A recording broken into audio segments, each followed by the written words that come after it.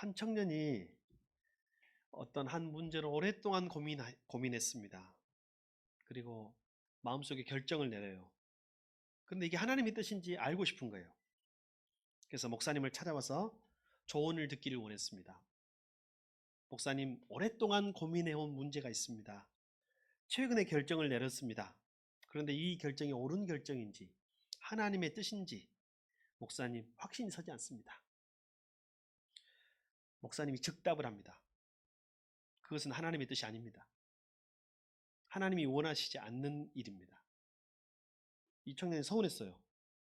왜요? 들어보지도 않고 말을 하시니까. 아니 목사님, 제 얘기를 들어보지도 않고 어떻게 그렇게 말씀하실 수 있나요? 좀 서운합니다. 목사님이 하시는 말씀이 거울을 보시오. 거울을 보시오. 거울을 보면 내 말의 뜻을 이해할 수 있을 것이오. 그 청년은 그 자리에서 목사님 사무실에 있는 거울을 바라봤습니다. 그 거울 속에는 수심이 가득 차고 고민에 빠져 있는 청년이 한 사람이 서 있었습니다. 생기는 하나도 없고 찌들은 모습으로 서 있었던 것입니다. 그러면 자기도 모르게 웃음이 나와요. 피식 하고 웃었어요. 아, 왜 그렇게 말씀했는 줄 알겠다. 그리고 목사님에게 바로 대답했어요. 맞습니다, 목사님. 주님께서 인도하신다면 내가 이렇게 불안할 이유가 없겠죠. 내 마음속에 이렇게 염려스럽고 고뇌 어린 표정이 내 얼굴에 드러나진 않겠죠. 앞으로는 거울을 보면서 기도해야 되겠습니다 하면서 다시 더 기도하기 위해서 하나님의 뜻을 묻기 위해서 돌아갔다고 합니다. 여러분 어떠세요? 여러분 얼굴에는 주님의 평안이 있습니까? 지금 어떤 결정을 내렸는데 그 결정이 하나님의 뜻이라는 확신이 있습니까? 그리고 주님이 주신 평안이 있습니까? 주님이 겟세마네 동산에서 이 잔을 할 수만 있거든 지나가게 하시옵소서 할 때는 수심이 가득 찼으나 나의 원대로 마옵시고 아버지의 뜻대로 되기를, 아버지의 원대로 되기를 원합니다라고 응답받았을 때는 십자가를 앞두고 그의 마음은 평안했습니다. 여러분 어떠신가요? 다시 한번 옆에 분들에게 한번 인사 한번 합시다. 그리고 끝날 때 다시 한번 또 인사 한번 하겠습니다. 당신에게 하나님의 뜻이 있습니까? 하나님의 평안이 있습니까? 라고 물어봅시다. 당신에게 하나님의 평안이 있습니까? 시작. 이 질문이 굉장히 불편한 질문일 수도 있겠네요. 축복으로 바꿉시다. 당신에게 하나님의 평안이 있기를 바랍니다. 이렇게 인사하겠습니다. 시작. 당신에게 하나님의 평강이 있기를 바랍니다. 우리 청소년들에게 하나님의 평강이 있기를 바랍니다. 네. 지금 평강이 없는 분들도 한두 분 정도는 계신 것 같습니다. 우리 안에. 고민하지 마십시오. 그 고민이 하나님 뜻이 아니니까 그런 거예요. 우리는 평안으로 창조된 사람들이에요. 우리 관계 기술에라는 책에 나오죠. 하나님은 우리에게 처음 창조 시에 무엇을 주셨다고요? 기쁨을 주셨다고 했어요. 근데 그 기쁨을 빼앗고 나쁜 감정으로 우리를 돌아가게 하는 것은 사탄의 일이에요. 우리는 빨리 다시 기쁨으로 돌아오는 것이 하나님의 일이에요. 하나님은 여러분에게 평안을 주셨습니다. 창조주 하나님이 우리 모든 피조물을 만드시고 그리고 우리 인간을 만드시고 하나님이 평안하셨고 그 평안을 주셨으니 그것을 뭐라고 해요? 히브리어로 샬롬이라고 합니다. 그래서 창조의 상태는 샬롬의 상태예요.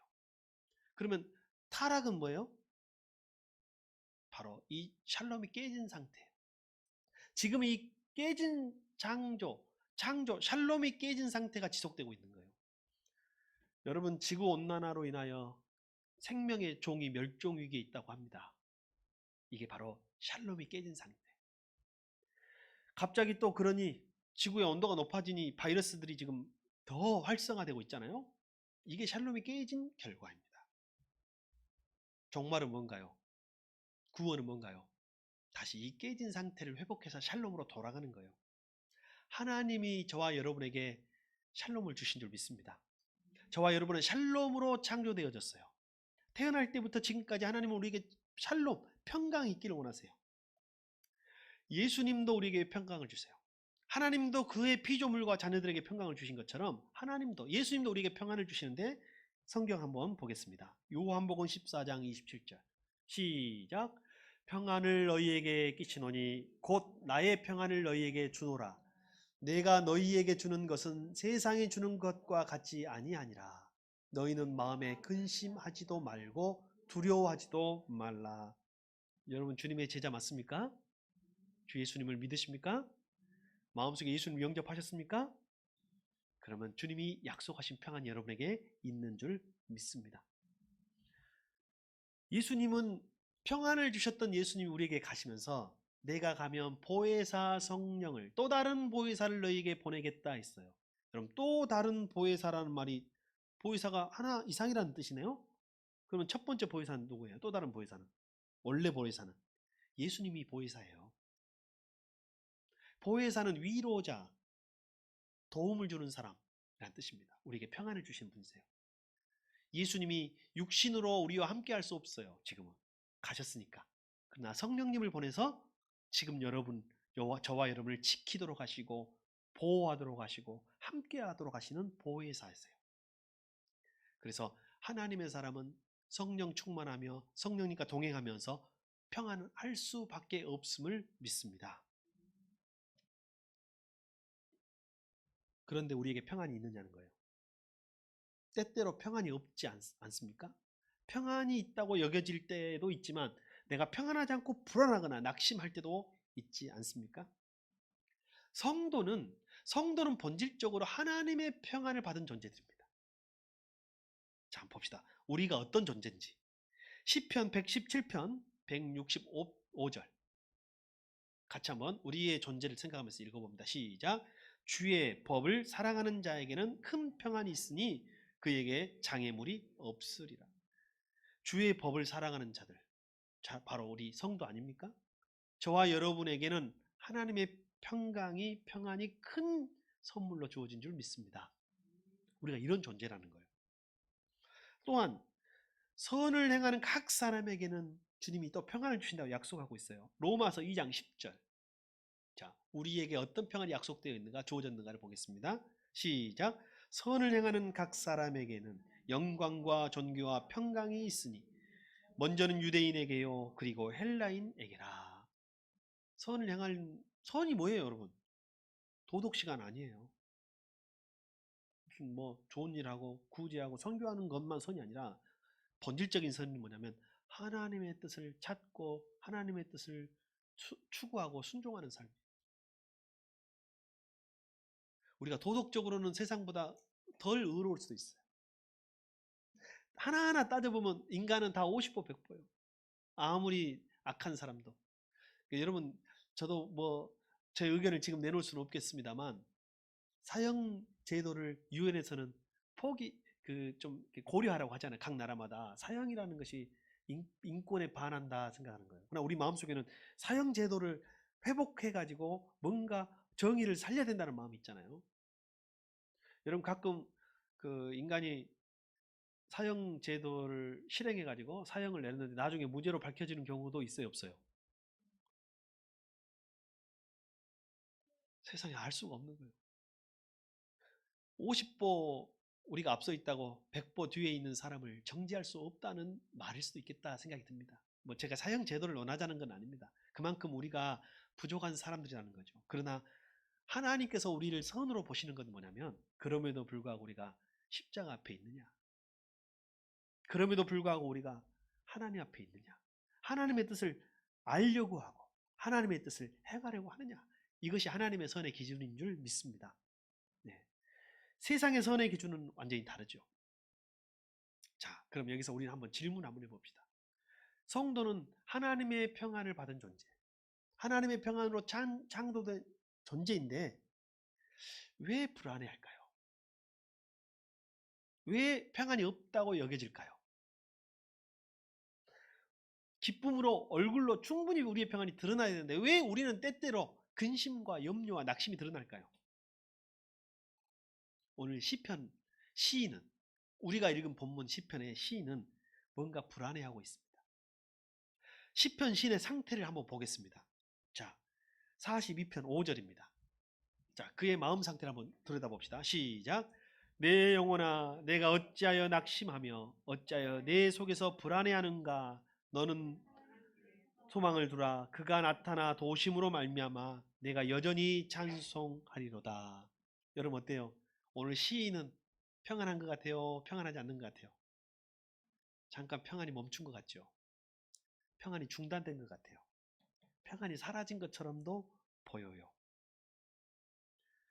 우리가 읽었던 본문 1절부터는 그의 상태가, 그의 상황이 목마른 사슴에 비유되어 있어요. 개역 개정으로는 갈망, 갈급이라는 표현으로 되어 있어요. 그러나 오늘 세번역에는 물을 먹으려고 진짜 이 원초적인 헐떡거림으로 표현되어 있어요. 헐떡임. 여러분, 우리 생명체는 물을 먹어야 되는 존재잖아요. 근데 가뭄이 들어가지고 물이 말랐어요. 시냇물이 말라요. 여러분 알죠? 시냇물이 마르지만 시냇물을 파보면 시냇물 아래로 흐르는 물도 있어요. 진짜 가뭄에는 그 물도 말라요. 먼저 표면을 흐르는 물도 마르면 사슴은 그 물 냄새를 맡고 시냇가 바닥을 파기 시작합니다. 물이 고여있는 것을 찾기 시작해요. 근데 그 얼마나 목이 말라서 곧 죽을 것 같으니까 사슴이 헐떡거리고 있는 그 상태가 오늘 시인의 마음 상태, 영적 상태인 거예요. 여러분의 마음 상태, 영적 상태는 어떻습니까? 누가 그러더라고요. 제가 우리 정신과 의사 선생님들이 그런 표현을 쓰더라고요. 진짜 힘든 사람은 힘들다는 말도 못하는데, 진짜 힘들어서 나중에 큰 문제가 될 사람은요, 뭐 죽고 싶다는 말도 못하는데 그냥 아무 생각과 표현이 없대. 근데 내가 지금은 힘들다라고 표현했을 때는 아직 덜 힘든 거예요, 안 힘든 거예요? 아직 말할 기운, 힘들다고 표현할 기운조차도 있는 거라는 거예요. 오늘 시인의 평안은 중단되고 사라진 것처럼 보입니다. 시인의 상황은 일반적인 상황이 아니에요. 근데 오늘 특별한 상황이에요. 자, 성도의 평안이 사라질 수 있다 없다? 그것에 대해서 우리가 알아보자는 거예요. 오늘 이 시인은 일반적으로는 하나님의 평안을 받은 사람이에요. 성도니까, 하나님의 백성이니까. 근데 특수한 경우에 평안이 사라졌다고 느껴질 때가 있다라는 것을 우리가 기억해야 돼요. 우리도 마찬가지입니다. 저와 여러분도 평안을 받은 존재예요. 저와 여러분도 하나님에게 평안을 받았어요.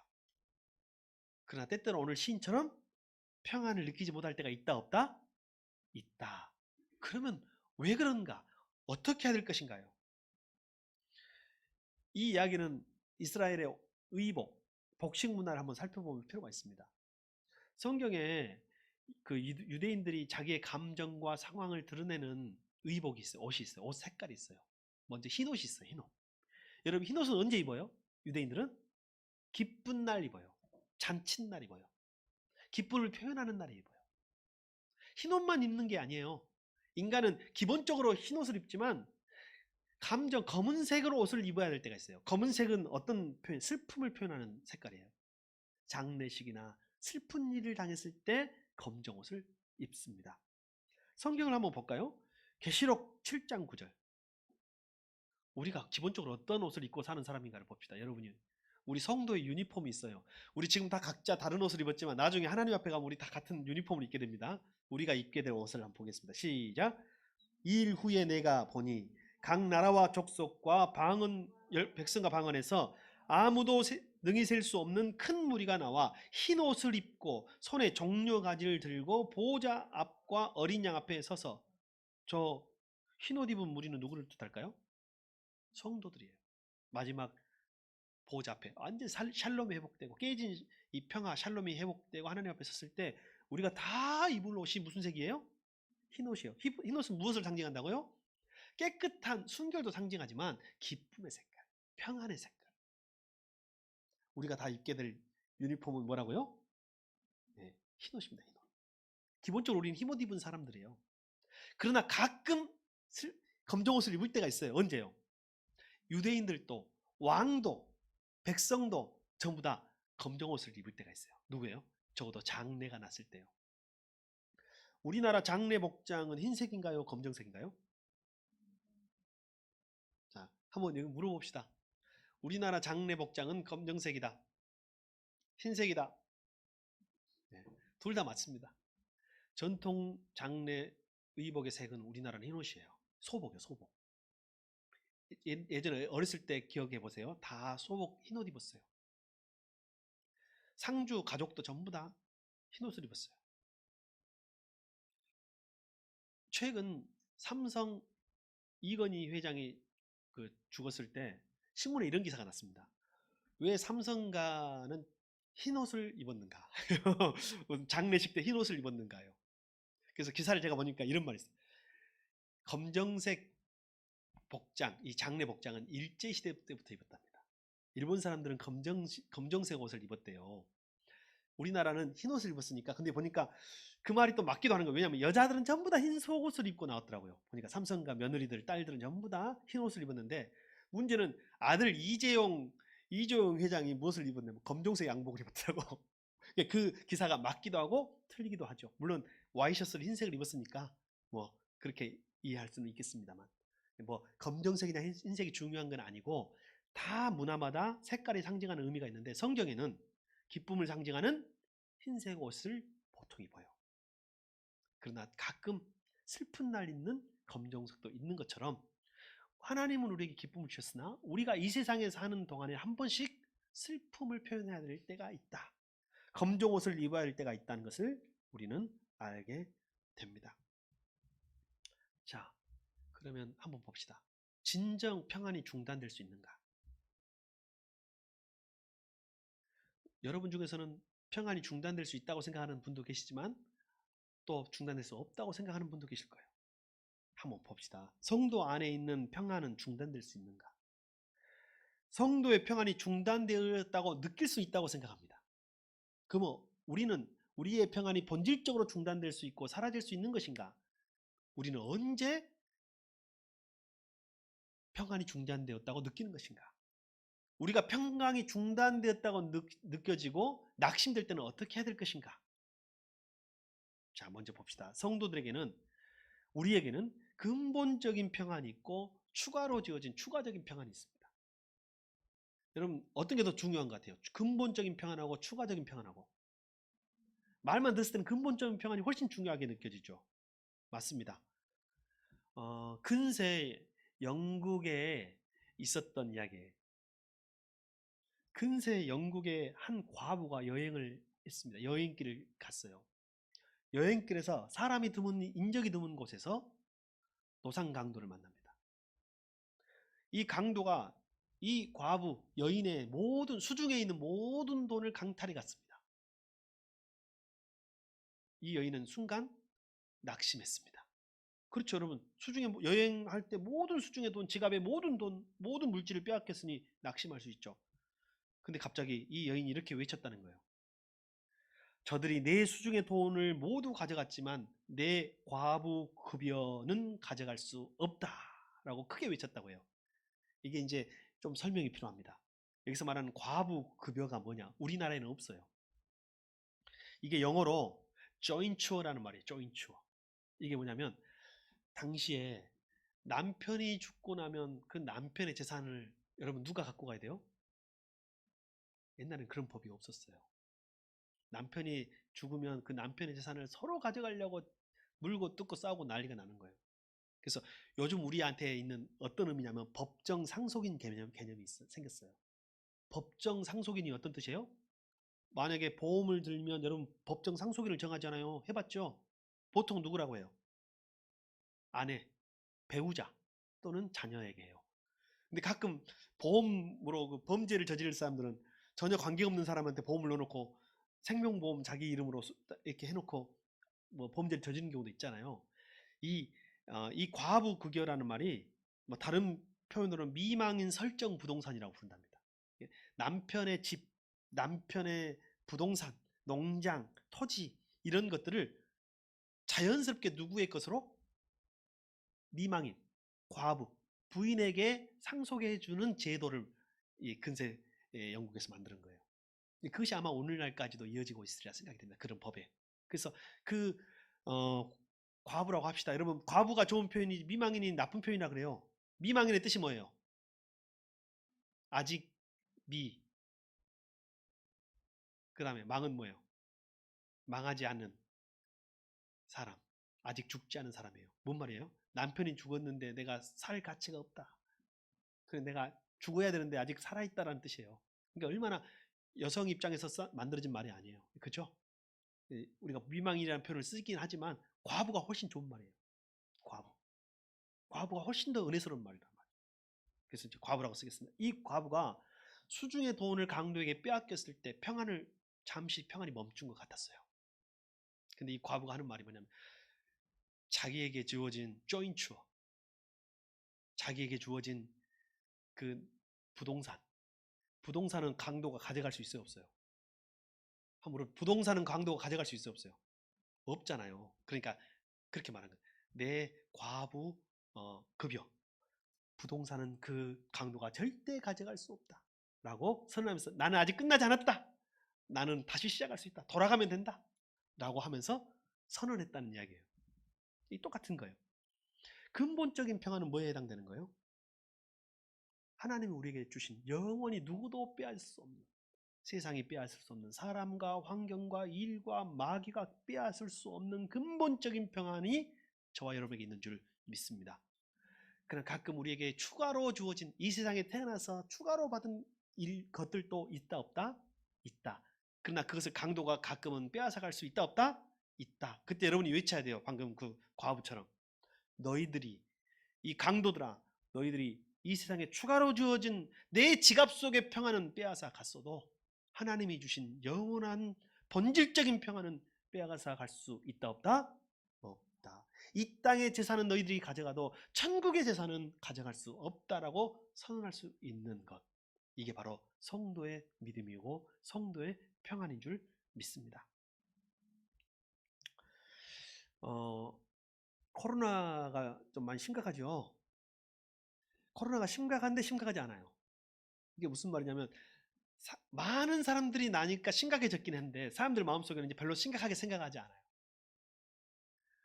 제 주변에 코로나에 걸린 사람도 많고 걸렸다 나은 사람도 많은 것 같아요. 막 소문이 막 들려와. 누가 걸렸다더라 어쨌다. 우리 뭐 사촌 형님의 딸이 걸려가지고 집에 있다더라. 이걸 우리 어머니가 말해줘요. 그럼 그래요. 별로 대수롭지 않게 이렇게 들어요. 웃긴 것은 저희 그 신학교 동기들 단톡방에 어떤 목사님이 텐트에 있는 자기 셀카 사진을 올렸더라고요. 이게 뭔가 봤더니 목사님 아들들이 걸려가지고 목사님은 일주일 넘게 지금 텐트 속에서 교회에서 생활하고 있는 그 텐트에 망을 만들고 생활하고 있는 거죠. 왜냐하면 목사님은 사역을 해야 되니까. 이게 보니까 심각하지만 심각하지 않은 상태로 가서 아마 2월 넘어가면서 정부가 고민하고 있는 것 같아요. 유행성 독감으로 이제 인정해서 진짜 위드 코로나로 가는 것을, 신문에 벌써 나오죠. 그런 기사가 나오고 있는 거 보니 심각하지만 심각하지 않는 듯. 그런데 심각한 경우도 있습니다. 제가 아는 선배 목사님과 이야기를 하는데 그분 교회에 코로나 백신 부작용으로 급성 백혈병이 걸린 성도가 생겼습니다. 정부에서는 인과관계가 없다 해요. 왜냐하면 코로나 백신 맞았다고 갑자기 백혈병이 걸릴 수는 없다.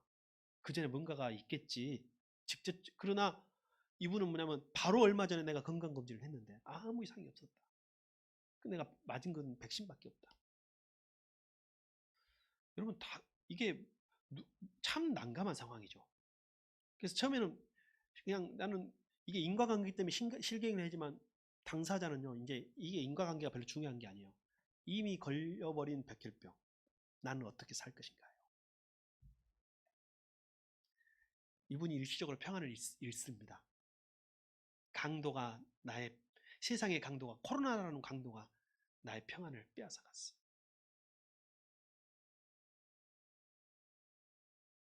근데 이분이요, 인생을 바꿉니다. 180도 바꿔요. 제가 들어보니 이분이 이 코로나 백신 접종 후에 백혈병이 걸린, 백혈병은 혈액암이라 불러요. 이것도 암이에요. 무서운 암이죠. 물론 의술이 좋아졌지만 이분의 삶이 180도 바뀌었대요. 이분이 60대 초반의 남자예요. 60대 초반이면 좀 젊어요, 안 젊어요? 제 옛날에는 저는 60대 초반이면 할아버지인 줄 알았어요. 저 어렸을 때는. 지금 생각해보면 60대 초반이면요, 그냥 아저씨. 한참 뭔가 세상에서 힘있게 살아야 될 사람이에요. 이분이 60대 초반이고 아직 젊고 능력 있는 사람이래요. 그래서 그분은 인생의 방향에 있어서 성공하기 위해서 열심히 일했고 실제로 성공을 이루어 왔고 돈을 더 많이 모으고 쌓아오기 위해서 열심히 애썼고 더 큰 집으로 계속 옮겼고 자녀들을 잘 키우기 위해서 성공시키고 출세시키기 위해서 열심히 공부시키고 교육시켰던 사람이고 지금도 그 꿈을 더 확장해가고 늘려가는 사람이었어요.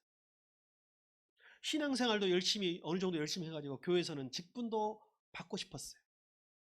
근데 이 모든 것을 멈춰버린 사건이 뭐냐면 백혈병이에요.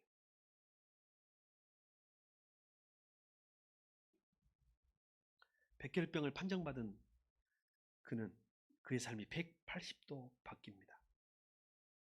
그분이 어떤 생각이냐면 나는 이제 곧 죽는다 생각하는 거예요. 그럼 어때요? 나는 곧 죽는다고 생각할 때 두 가지 우리는 반응이 있을 수 있어요. 추가적인 평안만 붙들고 세상의 평안만 붙들고 산 사람은 모든 걸 다 잃어버린 거잖아요. 근데 이분이 이제 생각하니까 이제 60평생의 삶을 돌아보니 내가 이제 곧 죽는다고 생각하니 하나님 앞에 설 것이 너무 부끄럽더래요. 해놓은 곳이 없어. 내가 나를 위해서만 산 거야.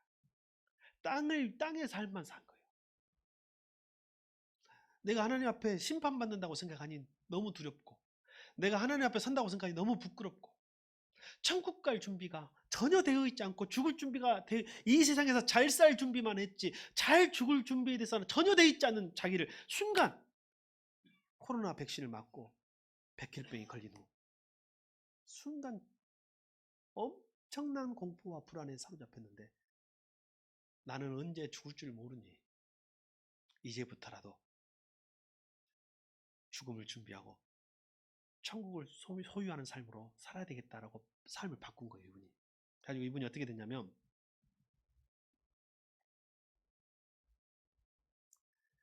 매일 새벽 기도로 아침을 깨운답니다. 그 순간부터 기도를 멈추지 않겠다. 하루를 기도로 시작했다. 매일 새벽 기도를 시작하고 그 전에 새벽 기도를 못했던 분인데 그리고 매일매일 할 수 있으면 건강이 허락된 날 매일매일 봉사활동을 한답니다. 그 지역에서 그 동네에서 또는 교회에서 필요한 도움이 필요한 사람들 내가 도와줄 일들 봉사활동 교회에서 내 손길이 필요한 곳에 매일매일 그런 일을 찾아다니는 거예요. 갑자기 삶이 바뀐 거죠. 그 교회도 기관별로 돌아가면서 토요일마다 청소를 하는데 어제도 그분은 새벽기도 끝나고 교회 예배당 소예배실 각 부서실을 다 식당까지 다니며 전체 바닥을 쓸고 닦으며 하루를 시작하더라는 거예요. 그리고 매 토요일마다 교회 청소를 하는 삶으로 그리고 어떤 삶이 있어도 자기가 예배자로 서는 삶으로 결단하기로 나아가고 있다는 거죠. 왜? 이제 곧 나는 얼마 못 살 수도 있다라는 생각을 하기 시작한 거예요. 이분은요, 지갑 속의 평안은 잃었지만 육체의 평안은 잃었지만 하늘의 평안을 잡기로 작정한 것이죠. 문제는요, 한 사람이 변하니까 다른 사람들도 변하더라는 거예요. 남편의 삶이 변하니까 아내의 삶이 같이 바뀌더라는 거예요. 아버지의 삶이 바뀌니까 아들의 삶이 바뀌더라는 거예요.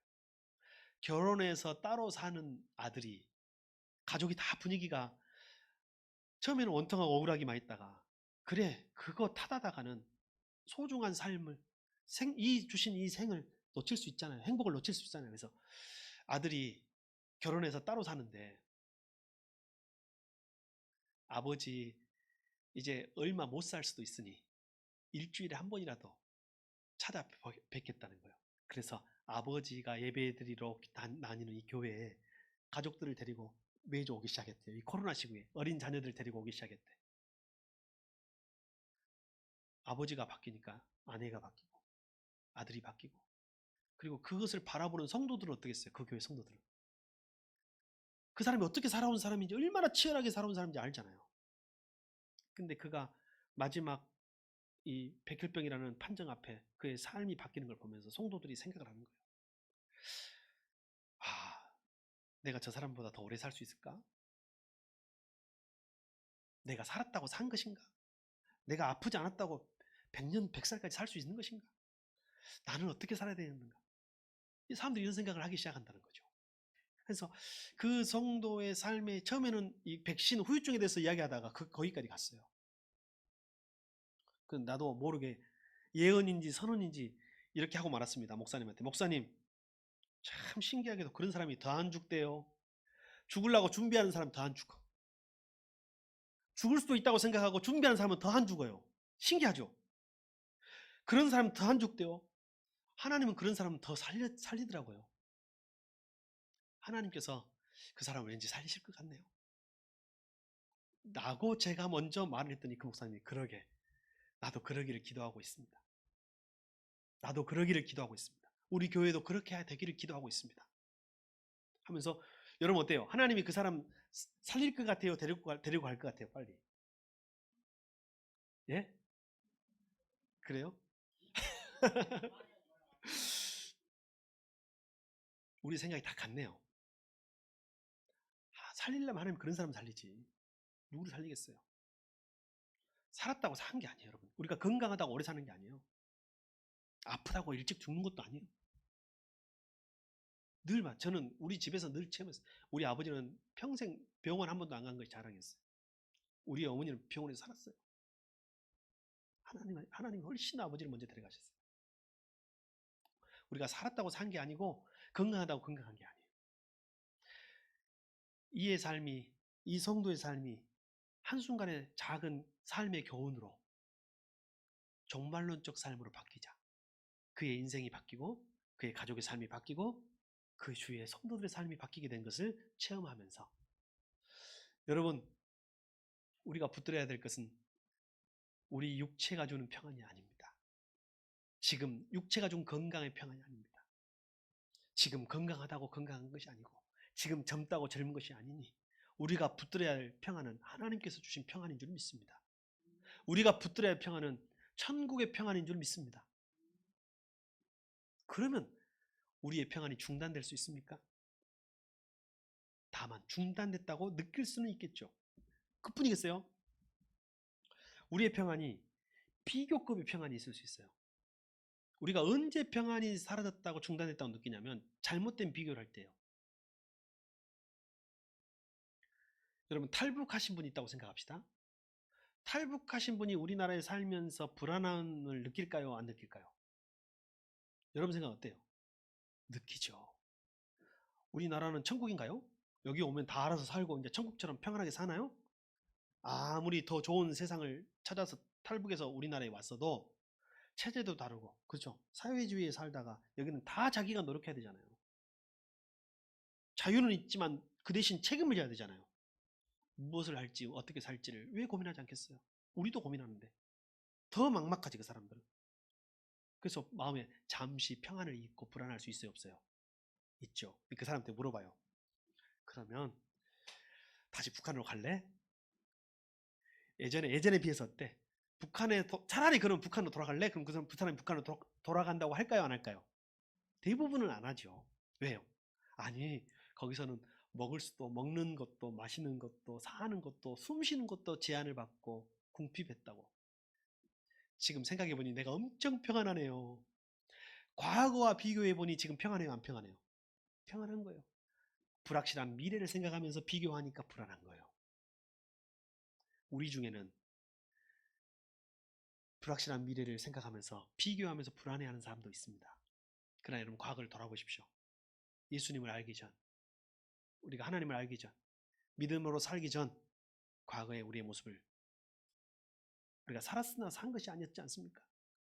생각해보면 우리 안에는 이미 평안이 있다는 사실을 기억하시기 바랍니다. 그리고 평안이요, 씨앗 속에 평안이 있고 꽃을 핀 개화된 평안이 있어요. 씨앗 속의 평안은 지금 잘 안 보여요. 개화된 평안은 활짝 폈으니 보여요. 이 두 가지 평안이 있을 수 있다는 것을 알아야 돼요. 그럼 이걸 우리가 어떻게 이해할 수 있느냐? 악인에게 적용해 보면 우리에게 주어진 평안을 우리는 잘 알 수 있어요. 여러분, 악인들은 평안하게 살아요? 평안하지 않게 살아요? 여러분 생각 한번 듣고 싶습니다. 우리 성도들이 너무 과묵해서. 악인들은 보통 평안하게 살아요? 평안하지 않게 살아요?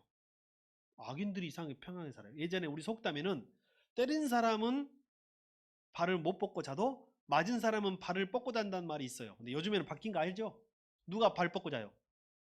때린 악인이 발을 뻗고 자고 맞은 사람은 발을 오므리고 자. 펴지 못하고 자요. 불안해서. 악인의 평안 한번 생각해 봅시다. 그러면 악인들이 지금 누리는 평안은 진짜 평안인가요? 가짜 평안이에요. 악인들은 지금 평안하다고 착각하는 거예요. 앞으로 그들에게 다가올 심판과 그들에게 다가올 하나님의 무서운 심판을 생각한다면 그는 결코 평안할 수 없어요. 근데 지금 가짜 평안에 사로잡혀 있는 거예요. 가짜 평안도 있다 없다? 있다. 악인들이 누리는 평안은 가짜 평안이에요. 뒤집어 보면 성도가 누리는 평안은 씨앗 같은 평안도 있다는 거예요. 우리는 평안하지만 지금은 씨앗 속에 있는 평안도 있을 수 있는 것입니다. 한번 봅시다.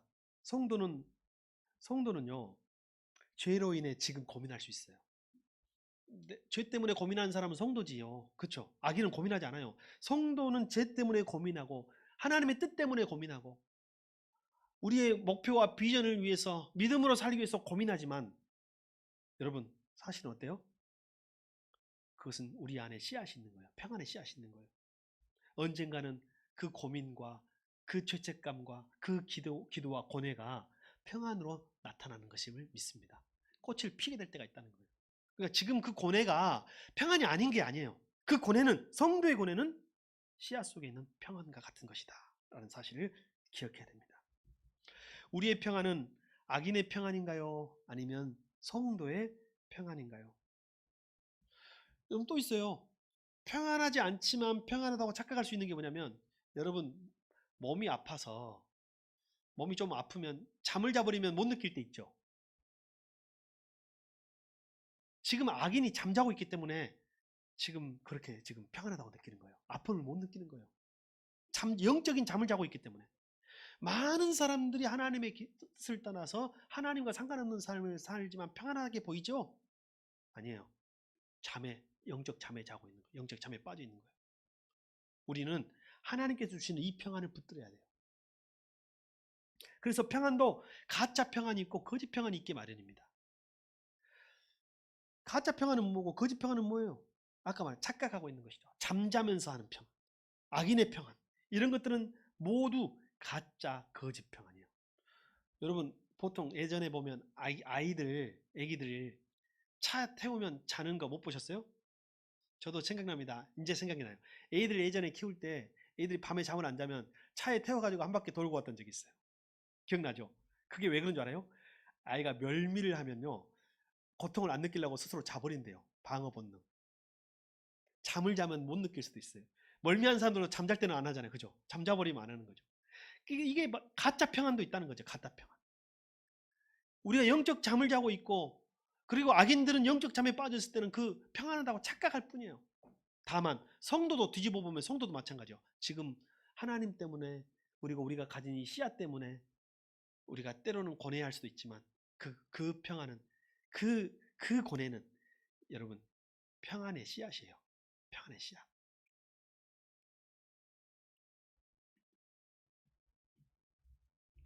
마지막으로 말씀을 마무리하고 싶습니다. 말씀 한 절을 보여주십시오. 잠언 18장 14절. 네. 없나요? 네, 제가 읽어드리겠습니다. 잠언 18장 14절. 사람의 심령은 그의 병을 능히 이기려니와 심령이 상하면 그것을 누가 일으키겠느냐. 잠언 18장에 14절에 보면 사람의 심령은 그 병을 능히 이긴다는 말이 나와요. 외적 평안이 없어도 내적 평안이 있다면 우리는 모든 것들을 감당할 수 있을 줄 믿습니다. 하나님 주신 평안이 있다면 세상의 모든 짐을 감당할 수 있을 줄 믿습니다. 우리에게 내적 평안이 있으면 우리는 모든 짐을 견딜 수 있고 우리에게 내적 평안이 있으면 어떤 고난이 와도 우리는 안심할 수 있습니다. 풍랑이 불고 태풍이 쳐도 예수님이 함께 하시니 제자들은 안심할 수 있었습니다. 우리 속에 내적 평안이 있지만 환경으로 인해 괴로움을 느낄 수도 있습니다. 일시적으로. 우리에게 내적 평안이 있어도 사람으로 인해 우리는 비난받을 때도 있습니다. 그러나 우리의 평안이 사라지지는 않습니다. 우리가 옷이 젖을 수 있습니다. 여러분, 비가 오면 우리 옷이 젖어요. 그러나 우리의 살갗까지 젖지는 않아요. 우리의 속은 젖지 않아요. 여러분의 마음속에, 영혼 속에 평안이 있습니까? 그 평안은 젖지 않는 평안입니다. 기도하겠습니다.